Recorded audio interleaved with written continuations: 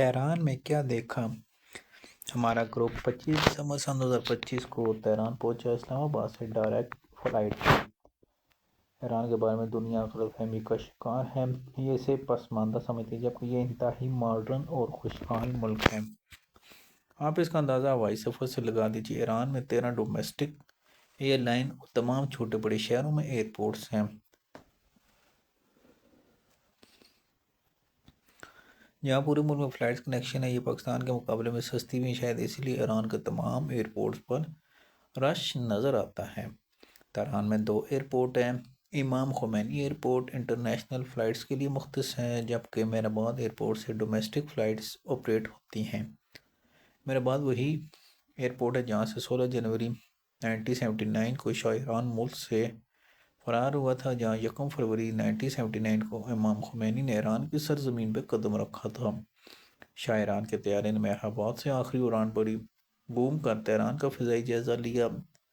सड़कों पर मरकर भर शाह के नारे लगाते लाखों लोगों को तेहरान की पहाड़ी सिलसिले अनबूर पर नज़र डाली और हमेशा हमेशा के लिए रुखसत हो गया। शाह ईरान ने जलावतनी में इबरतनाक ज़िंदगी गुजारी थी। पूरी दुनिया में सिर्फ मिस्रियों ने इसकी मदद की। अनवर सादात ने इसे पनाह दी और जुलाई 1980 में इंतकाल के बाद इसकी तरफीन भी की।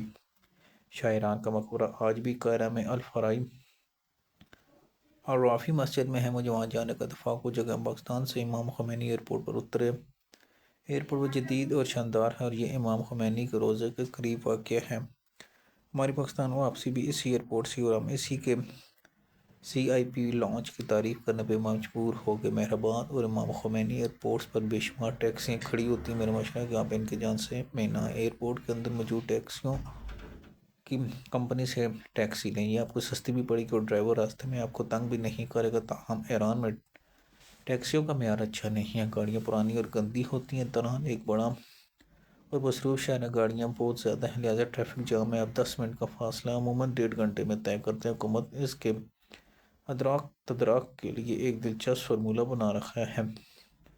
एक दिन में ओड नंबर की गाड़ियाँ आ सकती हैं, दूसरे नंबर इवन नंबर की, यानी कि एक दिन में तेहरान की सिर्फ आधी गाड़ियाँ बाहर आती हैं, लेकिन इसके बावजूद ट्रैफिक ज़्यादा होती है। मैं आधी से दुनिया ज़्यादा देख चुका हूँ। तेहरान से ज़्यादा ट्रैफिक जाम मैंने कहीं नहीं देखी, जबकि हुकूमत ने पूरे शहर में टनल्स, हाईवेज, अंडरपास और ओवरहेड ब्रिज बना रखे हैं, लेकिन इसके बावजूद ट्रैफिक तेहरान का बहुत बड़ा मसला। मैं एयरपोर्ट से होटल पहुँचने में घंटा लग गया, जबकि होटल में बामुश्किल 20 किलोमीटर के फासले पर था। तेहरान के मज़ाफ़ात में एक तारीखी शहर होता है। बू अली सीना जैसे सैकड़ों मशायरे भी इस शहर में पजीर थे। एक रवायत के मुताबिक बीबी शेरबानो वाक़ करबला के बाद शहर रह में आ गई और रवायात के मुताबिक इमाम हुसैन ने 10 मुहर्रम की सुबह इन्हें घोड़े तुल पर बैठा कर ईरान रवाना कर दिया। बीबी तवील मसाफत के बाद रह पहुँची और ज़िंदगी के आखिरी साल यहीं बसर की। इनका वसाल इसी शहर में हुआ। इनका रोज़ा और मस्जिद रह में है। ताहम ये दावा तस्दीक व तहकीक तलब है। रह शहर चंगेज़ खान ने बर्बाद कर दिया। अब यह तेहरान का हिस्सा है और लोग बीबी शेरबानो से मुंसलिक इमारतों की ज़ियारत के लिए यहाँ आते हैं। मुझे 2024 में वहाँ जाने और ज़ियारत का मौका मिला। तेहरान के 4 हिस्से हैं: north side, south side, east side और वेस्ट साइड। ये चारों साइड पूरे शहर है और इनके दरमियान ठीक ठाक फासले। आपको ट्रैफिक की वजह से एक साइड से दूसरी साइड तक पहुँचने में अक्सर 2 घंटे लग जाते हैं। नॉर्थ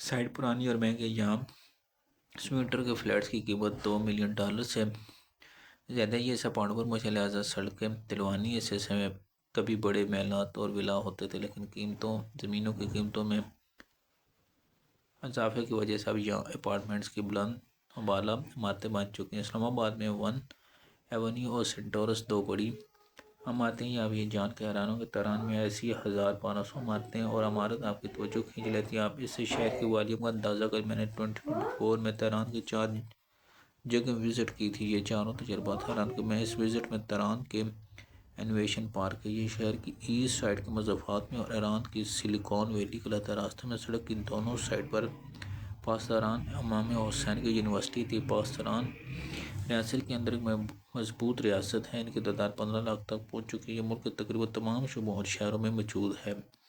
यह इनकलाबी फोर्स शाह ईरान की रुखसती के पास बनी और सियासी हुकूमत से ज़्यादा मजबूत। आप इसे आसान लफ्ज़ों में ईरान की इस्टेब्लिशमेंट कह सकते हैं। ये इस्टेब्लिशमेंट बड़े बड़े कारोबार भी करे, लिहाजा इसके पास सरकारी ख़जाने से ज़्यादा रकम, और ये इस रकम से अपनी तादाद और क़ुव्वत में इजाफा करती जा रही है। पासरान ईरान ने अपनी यूनिवर्सिटी और ट्रेनिंग इंस्टीट्यूट तक बना रखे हैं। ये भर्तियों के बाद अपने लोगों को टफ ट्रेनिंग देते हैं। इमाम हुसैन यूनिवर्सिटी में और अब उसका रकबा और दायरा देकर इसका कैंपस मीलों तक फैला हुआ था। ये सड़क की दोनों साइड पर दूर तक दिखाई देता। इमाम हुसैन यूनिवर्सिटी से गुजर कर ईरान की सिलिकॉन वैली पहुँच गया। अब यकीन कर वो जगह मेरी तवक्को से 1000 गुना खूबसूरत और जदीद थी। इस पार्क में ईरान की तमाम बड़ी कंपनियों को दफातर और लेबर हैं। तमाम इमारतें एक से बढ़कर खूबसूरत और जदीद है। मैंने ऐसी इमारतें और ऐसी सहूलतें अमेरिका की सिलिकॉन वैली में भी नहीं देखी। मनसूबाबंदी के वफाकी वज़ीर हसन इकबाल को ये जगह ज़रूर विज़िट करनी चाहिए। पाकिस्तान में ऐसे 4 IT पार्क्स बनाए जाए। ईरान पर कास्ती पाबंदियाँ हैं। इन्फ्लेशन बहुत ज़्यादा, $1 के 10 लाख ईरानी रियाल आते हैं। आलमी क्रेडिट कार्ड और ATM यहाँ काम नहीं करते, चनाचे गवर्नमेंट ने अपने पेमेंट सिस्टम बना लिए हैं। पूरे मुल्क में क्रेडिट कार्ड मशीनें, आप पानी की बोतल से लेकर जहाज़ तक कार्ड के ज़रिए ख़रीद सकते हैं। आप किसी रोज़े पर चंदा या किसी ज़रूरतमंद को रकम देंगे तो भी ऑनलाइन देंगे। ये फिर मशीन पर अपना कार्ड स्कैच करें। मुझे शराज में 2 अंधे गुलकार दिखाई दिए। ये गाना गाकर रोज़ी कमा रहे थे। उन्होंने अपने कंधे पर क्रेडिट कार्ड मशीन लगा रखी। लोग अपनी खुशी के मुताबिक कार्ड के ज़रिए इन्हें पेमेंट कर रहे थे। मुल्क के तमाम रेस्टोरेंट, होटल, ट्रांसपोर्ट कंपनी में सिर्फ कार्ड इस्तेमाल होते हैं, लिहाजा आपको पूरे शहर में कैश काउंटर नहीं मिलेगा। पेमेंट सिस्टम बनाने वाली कंपनी का दफ्तर और लिबर्स भी इसी कॉम्प्लेक्स में। ये इलाका परदेश का नाता है, लिहाजा इस कॉम्प्लेक्स का नाम परदेश टेक्नोलॉजी कॉम्प्लेक्स है। तेहरान और कॉम्प्लेक्स के दरमियान खुश पहाड़ियों का सुनसान इलाका। हुकूमत ने टनल और हाईवे के ज़रिए न सिर्फ इस इलाके को आपस में जोड़ा, बल्कि पहाड़ों पर बड़े बड़े रिहायशी कॉम्प्लेक्स बनाकर पूरा शहर आबाद किया। ये शहर चीन की मदद से बनाया गया और इसमें अब लाख के करीब लोग रहते हैं। हुकूमत के ख्याल से मुस्तकबिल में तेहरान की आधी आबादी यहाँ शिफ्ट होगी। मुझे इस विज़िट में बुक गार्डन कॉम्प्लेक्स भी देखने का मौका मिला था। ये इलाका कभी रहायशी ब्लॉक होता है। हुकूमत ने इसे ख़रीद कर मस मार्केट और जाम बुक गार्डन बना। आप मेरी इस बात को मुबारक सुन, लेकिन हकीकत